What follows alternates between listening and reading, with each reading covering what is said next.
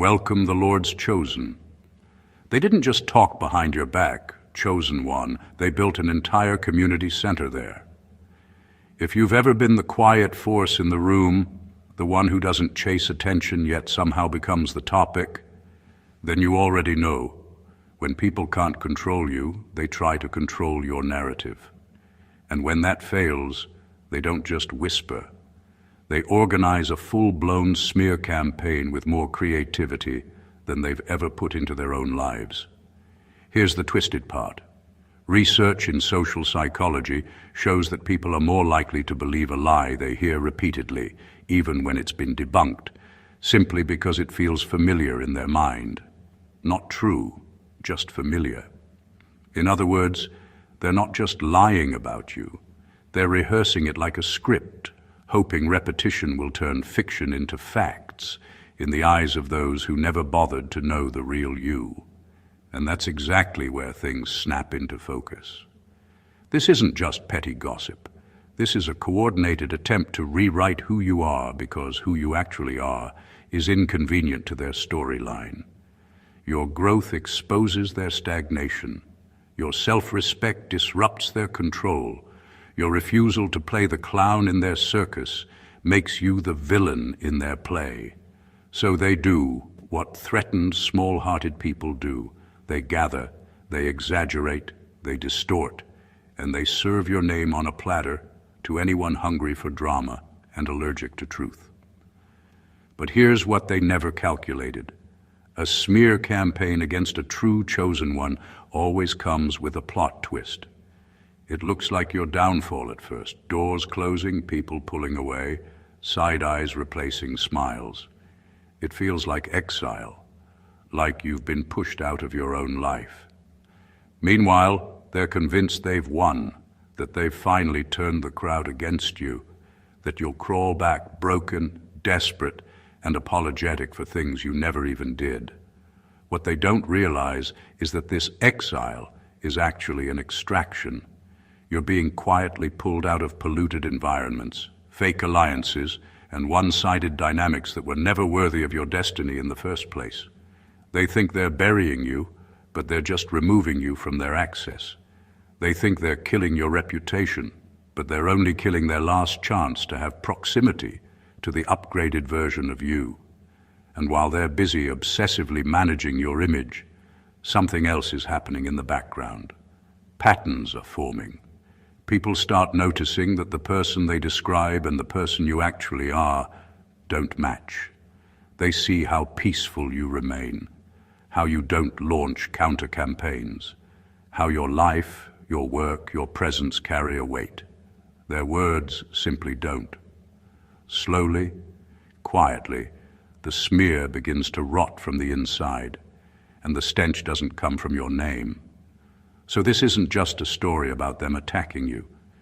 This is a ruthless, unfiltered breakdown of what's really going on behind that smear campaign, and why, in the end, the ending will be brutal, but not for you, for them, because when the dust settles, your character will still be standing. Their credibility won't. Number one, they're not destroying your name. They're exposing their own spiritual bankruptcy. When people launch a smear campaign against you, it feels personal, brutal, and unfair. But underneath all that noise, something very revealing is happening. They're not just talking about you, they're accidentally telling the world everything about themselves. Every lie, every twisted story, every exaggerated warning about you is like them standing on a stage with a microphone saying, "Look how insecure, threatened, and empty I really am." Smearing someone takes effort. They have to think about you, talk about you, repeat your name, study your movements, and keep retelling the same story to anyone who will listen. That's not power, that's obsession. Strong, secure people don't have time to campaign against someone else. They're too busy building their own life.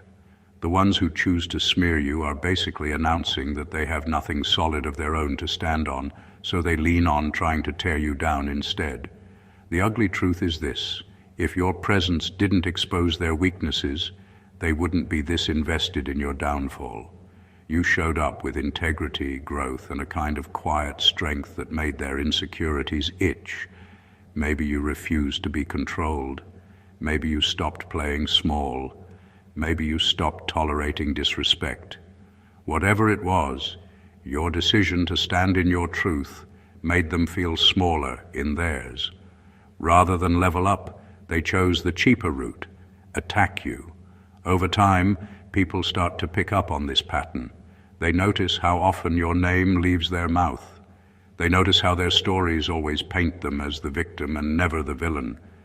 They notice that your life, your actions, and your energy don't match the ugly picture being painted. Slowly, the spotlight shifts. The smear doesn't make you look dangerous. It makes them look desperate. So no, they're not destroying your name. They're draining their own credibility, their own integrity, their own soul. And when everything comes out in the long run, it won't be your character on trial. It will be theirs.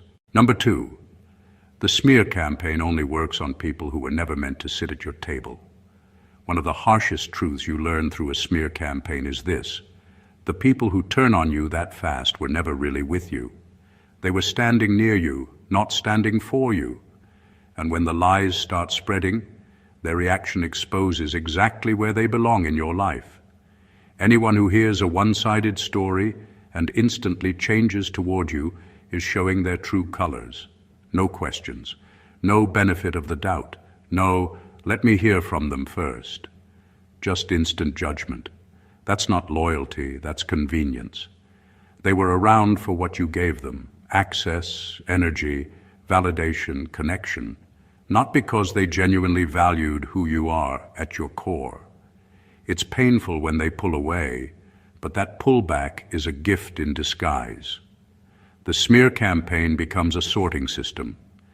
It separates the ones who were only there for the good times from the ones who are built for depth, honesty, and real connection. Because real ones don't cut you off based on gossip. Real ones come straight to you and say, "This is what I heard. Talk to me. I know you better than this." Anyone who doesn't do that is telling you everything you need to know. The truth is, some people were sitting at your table with bad intentions, quiet jealousy, or secret resentment. They laughed with you, but they didn't clap for you. They listened to your dreams, but your growth made them uncomfortable. The smear just gave them an excuse to step into the role they were already rehearsing in their mind. So while it might feel like you're losing people, what's really happening is refinement. The room is being cleared. Fake supporters, shallow friends, and weak-hearted people are being filtered out without you having to beg, argue, or prove your worth. They disqualified themselves.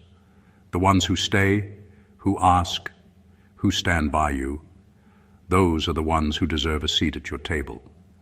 The rest? They were just passing through, and the smear campaign simply sped up their exit. Number 3, their obsession with you is proof you've already outgrown their entire ecosystem. When someone becomes obsessed with you, especially in a negative way, it isn't about your actions, it's about their fear.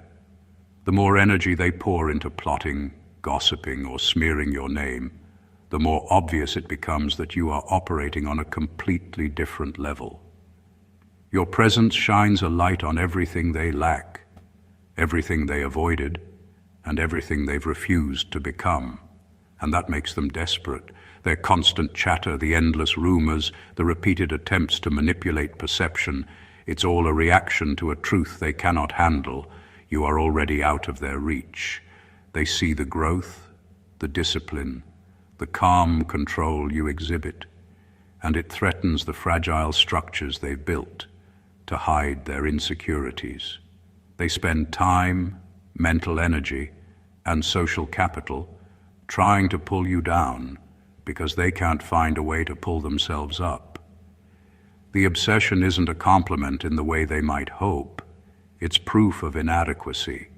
They think that if they can make you look small, they can reclaim the attention, admiration, or power they feel slipping through their fingers. But obsession is the opposite of control. It reveals weakness. It shows that you have quietly moved beyond their influence, and the more they try, the more obvious it becomes that they've already lost. Even their most dramatic lies, the wildest exaggerations, and the most aggressive attempts at manipulation are just markers of their fixation. Their narrative revolves around you because your life, your integrity, and your energy are proof that you are unreachable to them. While they spin and scramble, you continue untouched in your rhythm, aware that the very intensity of their attacks only confirms your elevation. Their obsession is a mirror reflecting their own limitations, not your failures. Every rumor they spread, every conversation they start about you, and every effort to make you appear flawed is silently acknowledging that you are ahead, above, and beyond. Their ecosystem cannot contain you anymore, and that's why their fixation will never stop, no matter how hard they try. Number 4, they needed to smear you because your presence highlighted everything they refused to fix. You didn't ruin their life. You didn't destroy their peace. You didn't do something terrible. You simply existed as living proof that change, effort, and accountability are possible. And that alone was enough to make them feel exposed. Your growth reminded them they were staying the same. Your integrity reminded them how often they lie to themselves and others. Your self-respect reminded them of all the times they swallowed disrespect just to feel accepted. You became a walking contradiction to the excuses they've been hiding behind for years.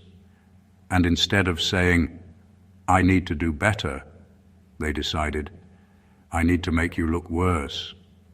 Your discipline made their laziness obvious. You showed up, you put in work, you set standards, you said no when something didn't sit right with your spirit. That didn't harm them, but it did remove their ability to pretend that everyone is just stuck like this. Your healing exposed their toxicity. While you were processing, forgiving, growing, and breaking cycles, they were clinging to bitterness and old habits. Seeing you break free forced them to confront the truth that they're choosing to stay where they are.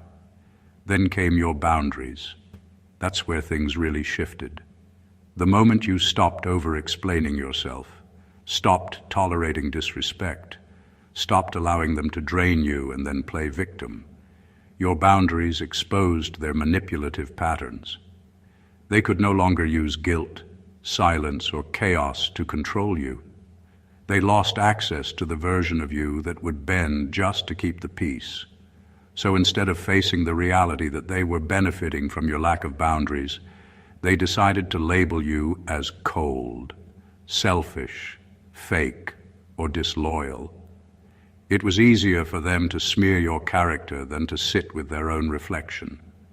Attacking you helped them avoid accountability. Turning you into the villain allowed them to stay the hero in their own story. So no, you didn't break them. You just shined too much light on what was already broken. And rather than repair it, they chose to come for you.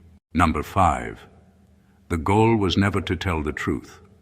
It was to rewrite reality so they don't have to be the villain. When someone starts a smear campaign against you, it's easy to get stuck asking, why are they lying like this? But the real question isn't why they lie. It's what the lie does for them. Because deep down, they know what they did. They know where they crossed the line. They know the moments they used you, disrespected you, or betrayed you. The smear is not about exposing who you are. It's about protecting who they refuse to admit they've become. Smear campaigns are not built on facts.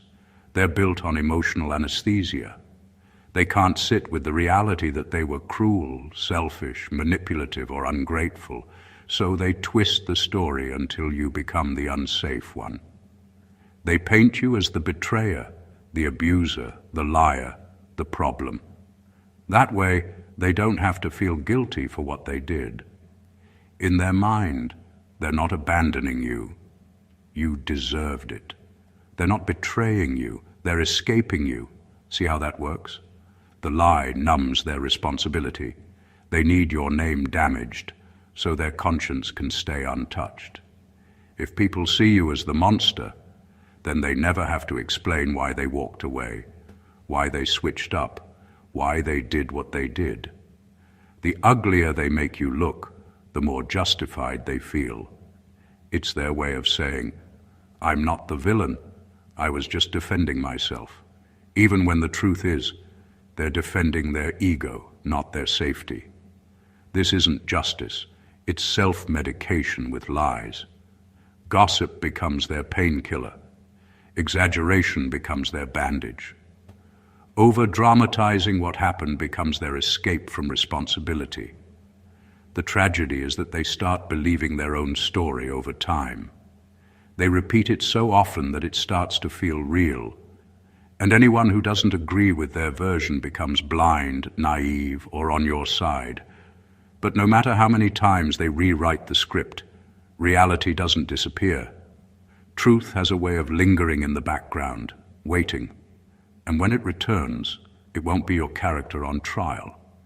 It'll be the story they built to avoid ever admitting, I was wrong. Number 6. The more they talk, the more they trap themselves in a narrative they can't escape from. Smear campaigns have a dangerous weight for the people running them, one they rarely realize. Every time they open their mouth, type a message, or whisper your name, they add another brick to the cage they are building around themselves. Lies are heavy. They need constant upkeep, constant repetition, constant attention, because the truth doesn't need anyone to defend it. Every fabrication requires memory, strategy, and effort, like maintaining a house of cards on a windy day. One small slip, one overlooked detail, and everything starts to collapse. Liars must keep track of every word they've spoken, every story they've told, and every person who's heard it. They have to remember the lies about you so they don't contradict themselves, because the moment someone notices inconsistency, their entire evidence begins to crumble. Lies demand energy and focus that could otherwise be spent on building, creating, or living honestly. But instead, they spend all their energy making sure the lie lives longer than it should. Over time, the stories escalate. Small exaggerations aren't enough. The narrative must grow darker, more dramatic, more sensational. They add layers to keep attention, but those layers also tighten the trap. The more extreme the story, the harder it becomes to maintain consistency. Eventually, the contradictions leak out. Someone starts to notice that their version of events doesn't match reality. Others see the patterns of exaggeration, the recycled phrases, the subtle slips that reveal obsession rather than truth. They think they are building a case against you, creating proof that you are the problem, the villain, or the disruptor. But the reality is the opposite. Every lie, every rumor, every overblown anecdote they push into the world becomes a marker of their own deceit. They are not exposing your character. They are creating a record of their own desperation, insecurity, and moral weakness. The louder they shout, the clearer it becomes. They are prisoners of the very story they wanted to control. Number 7. The smear forced you into isolation, but isolation is where the chosen are recalibrated, not destroyed. When the smear campaign hits, one of the most painful parts is how people start pulling away. Calls stop. Invitations dry up. Rooms you used to walk into freely suddenly feel cold and distant. They wanted you to feel rejected, abandoned, and powerless. In their mind, if they could isolate you, they could break you. But they miscalculated who you are. Isolation for someone like you doesn't work the way they think it does. When the noise dies down and the crowd disappears, something powerful starts happening behind the scenes. Without their opinions in your ear, without their projections smothering your identity, you finally have space to hear yourself clearly. You begin to feel the difference between who you truly are and who they tried to convince you that you were. The confusion starts to lift. The fog starts to clear. You're no longer reacting to their drama. You're reconnecting to your direction. In that quiet, you gain clarity. You see the patterns you were too busy to notice before. You see who was draining you, who was using you, who only stood beside you because it benefited them. You recognize the emotional traps you kept walking into. You see where you were shrinking just to keep certain people comfortable. The same isolation they meant as a cage becomes a mirror and then a map. Then comes strategy. Once your emotions settle and your spirit stops wrestling with the shock of abandonment, your mind starts moving differently. You start planning from a higher place, not from survival mode. You begin making decisions based on alignment, not approval. You redefine what you'll accept, what you'll tolerate, and what you're done entertaining for good. They thought they were punishing you by cutting you off. What they actually did was remove access to your energy, your loyalty, your presence, and your light. They removed distractions, not your destiny. The isolation they engineered as a weapon became your sanctuary, your training ground, your reset point. By the time you step back out, you're not the same. You're sharper, calmer, more aware, and more aligned. They tried to bury you in silence, not realizing that silence is where the chosen don't die. They evolve. Number 8, their smear campaign proved that you were the glue, the light, and the silent backbone the entire time. One of the most ironic outcomes of a smear campaign is what happens after they successfully push you out. They work overtime to convince everyone that you were the issue, that everything would be better without you, that peace would return once you were gone. They cast you as the storm in the story, but once they finally remove you, something very exposing happens. Everything starts collapsing without you there. You don't have to defend yourself. All you have to do is watch patterns. The same friendships that used to thrive when you were present suddenly feel strained. Group chats go dead. Energies shift. People who used to be cool with each other start clashing. Old drama resurfaces. Unspoken tensions that you used to quietly manage start exploding because the invisible mediator is no longer in the room, you. You were the one calming things down, diffusing awkward moments, translating misunderstandings, and holding space for people who were secretly at odds. And you did it so naturally that even you didn't realize how much weight you were carrying. They thought removing you would fix everything, but your absence exposes a hard truth. You weren't the problem, you were the balance. You were the one who remembered birthdays, checked on people, smoothed over conflicts, and adjusted your energy to keep peace. You absorbed the disrespect, overlooked the side comments, and stayed patient to stop situations from blowing up. When you left, all of that unrecognized labor disappeared with you. Now the room gets to feel what it's like without your stabilizing presence. And it's not as peaceful as they promised it would be. Their mask starts slipping too.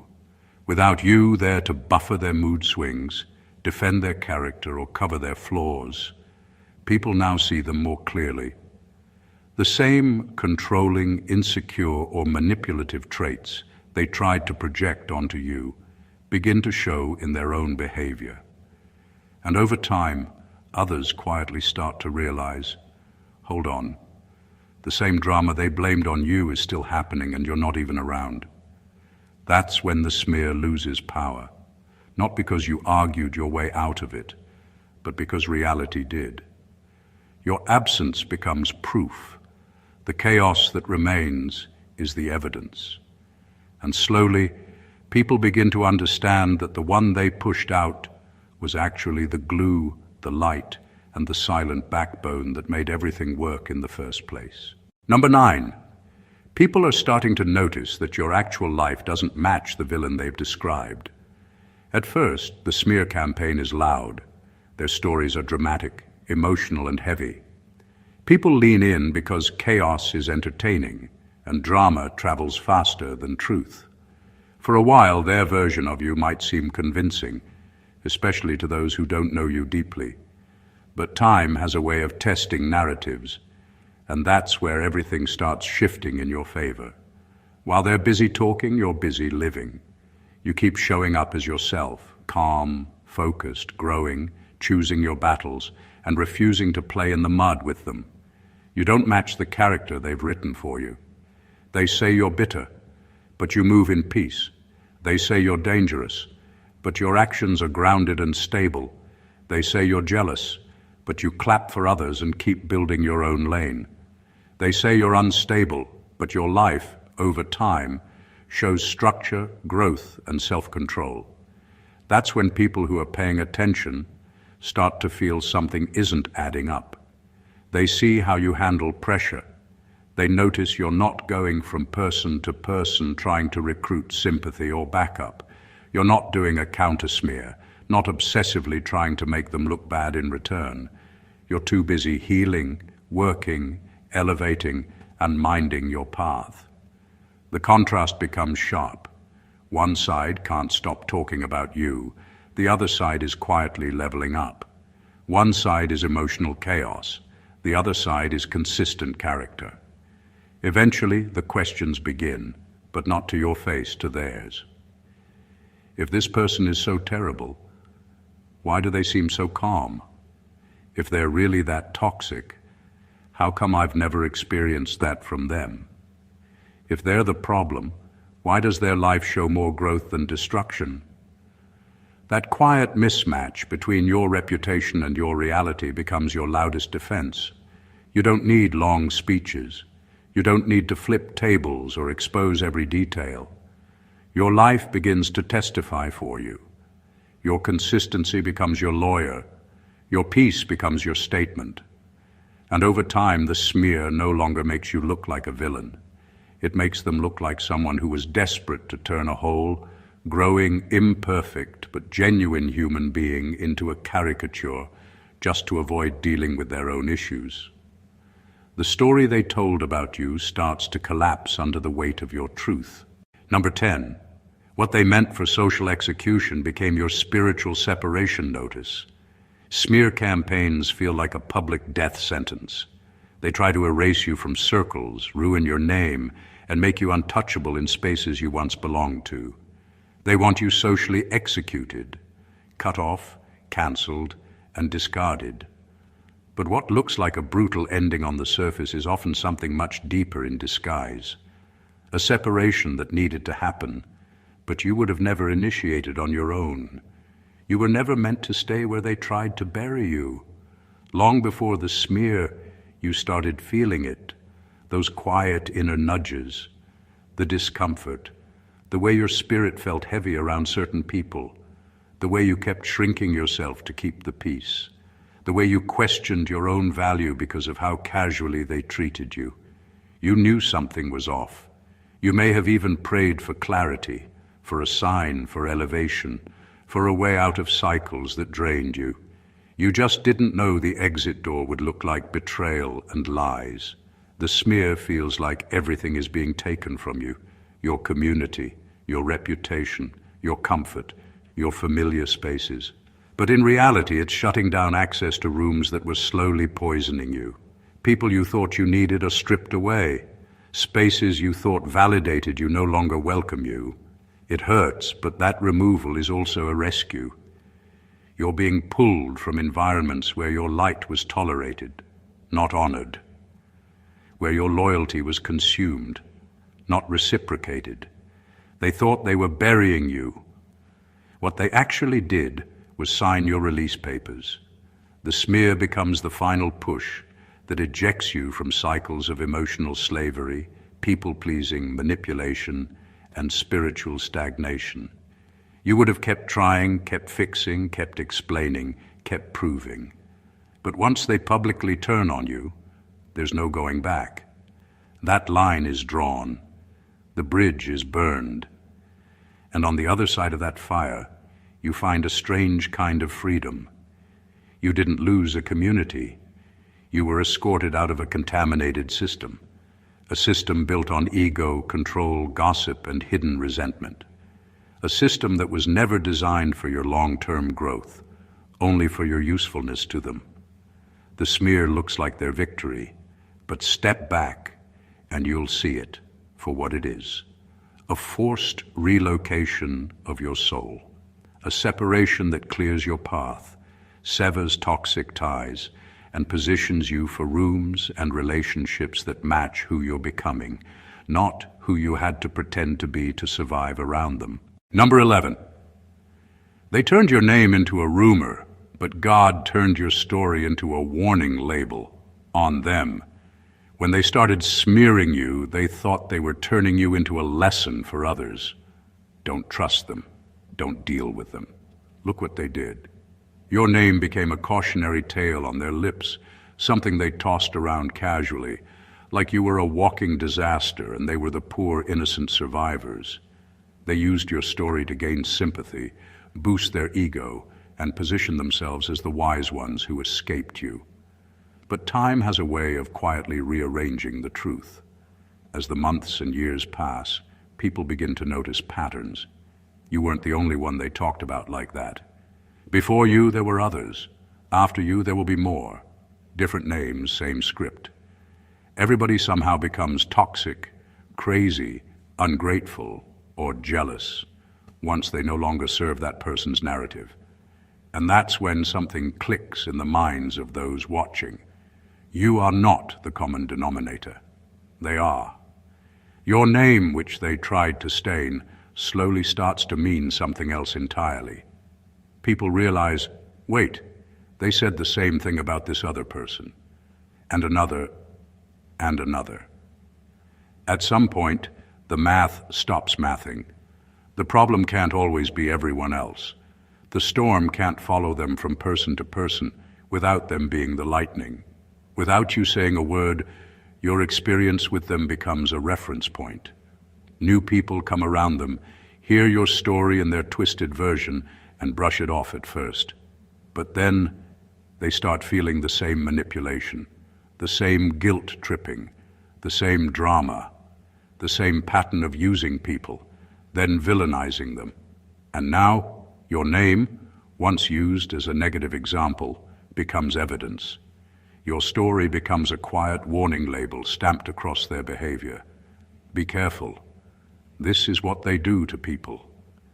They thought dragging your name would forever damage you.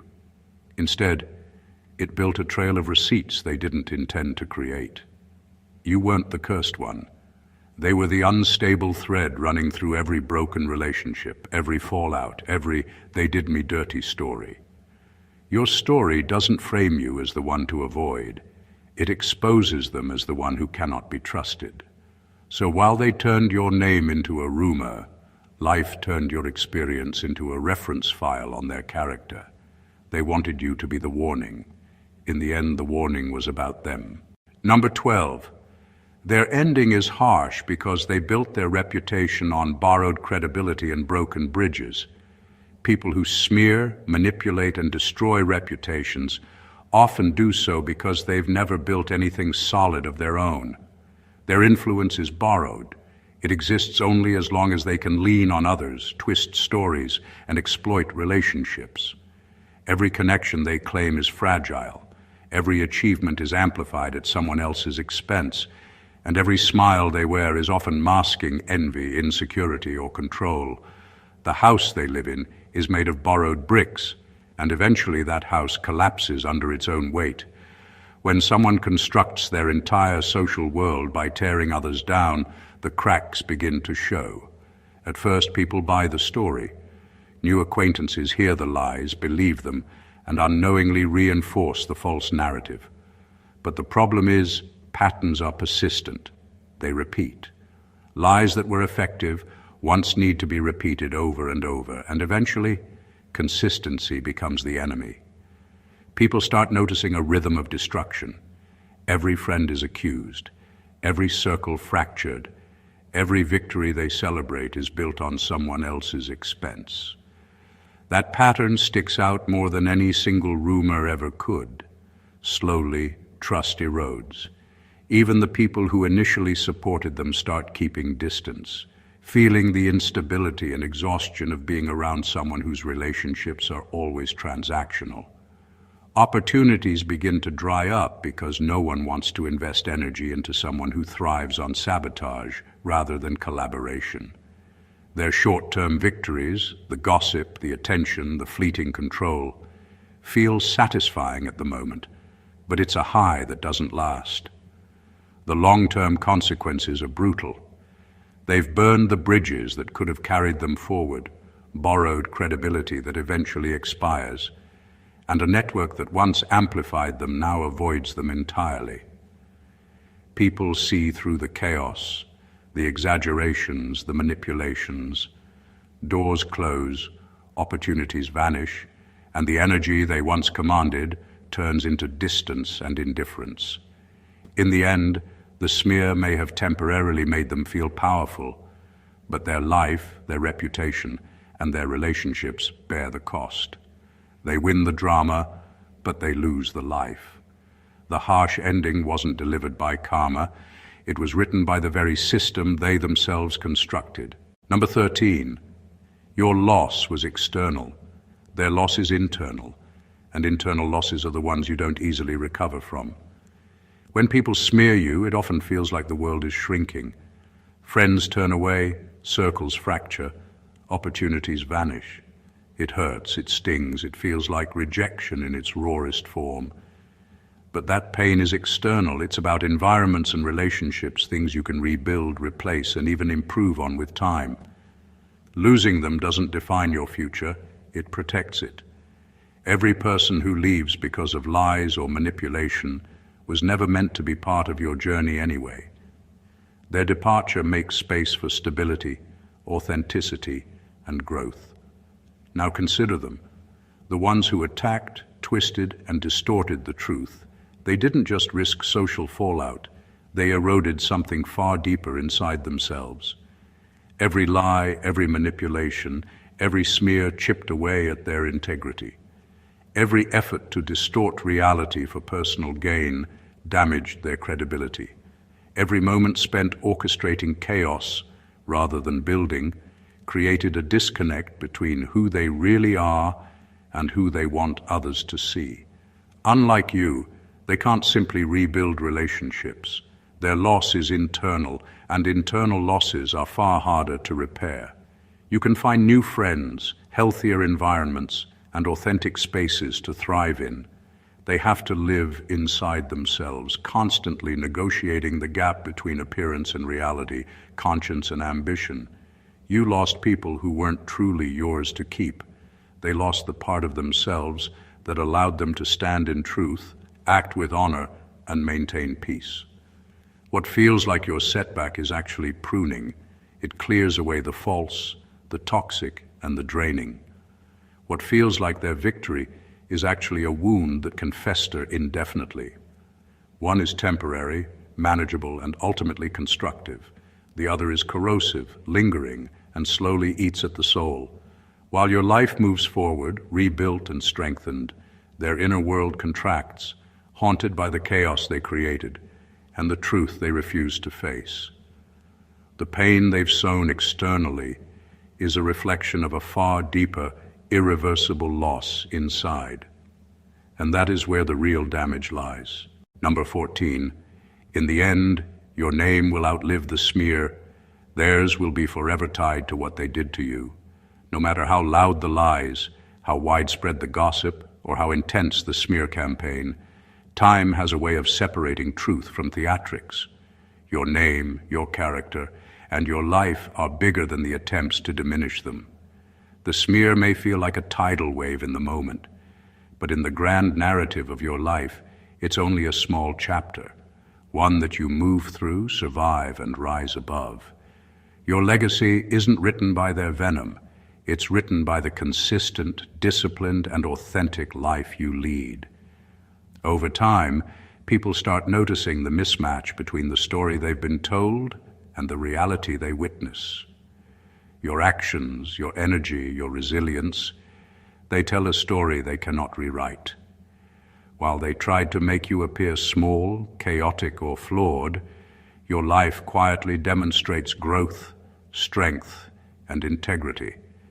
That contrast becomes undeniable, and the smear loses its weight. What was meant to be your downfall instead becomes a footnote, a remember when, in the larger triumphant story of who you are. For them, the opposite is true. Their moment of power becomes permanent evidence. Every lie, every rumor, every effort to manipulate perception becomes tied to their name, not yours. History, memory, and people's intuition remember patterns, not just one-off incidents. They will be remembered as the ones who tried to destroy someone irreplaceable. And in doing so, they reveal their own insecurity, weakness, and inability to create rather than destroy. Their identity becomes inseparable from the damage they attempted to inflict. The smear ends, but the consequences of it linger far longer for them than for you. Your story continues, growing, evolving, and expanding. Their story is frozen in the moment of their attempt, a cautionary tale of envy, obsession, and moral compromise. And that is their self-authored ending, brutal, revealing, and inescapably theirs, while your name outlives every shadow they tried to cast. Conclusion. The journey through a smear campaign is never easy. It feels like betrayal, rejection, and chaos all rolled into one. The people you trusted, the circles you cherished, and the environments you worked hard to thrive in can suddenly feel foreign, cold, and hostile. But here's the undeniable truth. Everything they tried to do to break you, isolate you, or define you was never actually about you. It was a reflection of their own insecurities, shortcomings, and fears.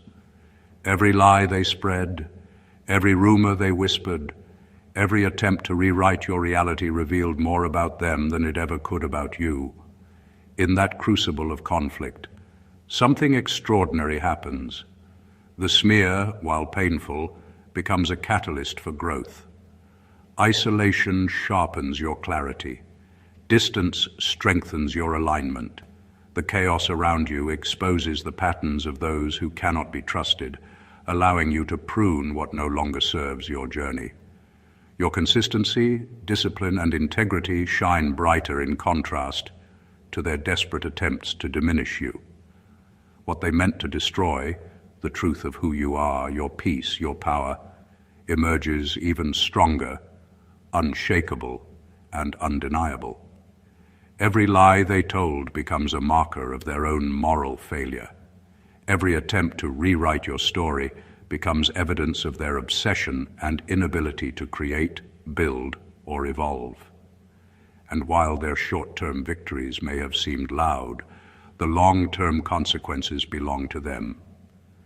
The bridges they burned, the credibility they squandered, and the chaos they left in their wake will define them far more than the fleeting power they tried to claim over you. Meanwhile, your legacy continues to grow, rooted in truth, authenticity, and resilience. You rise, you evolve, and you become the embodiment of what they could never understand or replicate. The harsh reality of a smear campaign is that while they hope to leave a mark on your life, the permanent mark is theirs. Their ending is tied to the chaos they caused, while yours is written in clarity, strength, and elevated purpose. You are not defined by their lies. You are defined by your response, your growth, and the life you continue to build beyond their reach. In the end, the story speaks for itself, and the truth always finds a way to shine through. If this message resonated with you, make sure to subscribe to the channel for more insights that elevate, empower, and expose the truth. Like this video to show your support, comment below to share your thoughts or experiences, and don't forget to share it with someone who needs to hear this today. Your journey deserves to be seen, understood, and celebrated. Stay blessed always.